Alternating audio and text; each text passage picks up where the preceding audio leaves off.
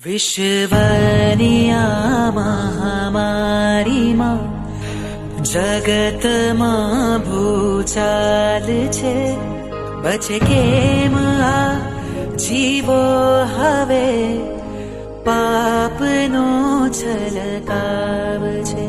કરુણા ત્યજીને સ્વીકારી ક્રૂરતા તેનું આ પરિણામ છે. બસ આજ તો મારા ને મારા કર્મોની મને માર છે. બસ આજ તો મારા ને મારા કર્મોની મને માર છે.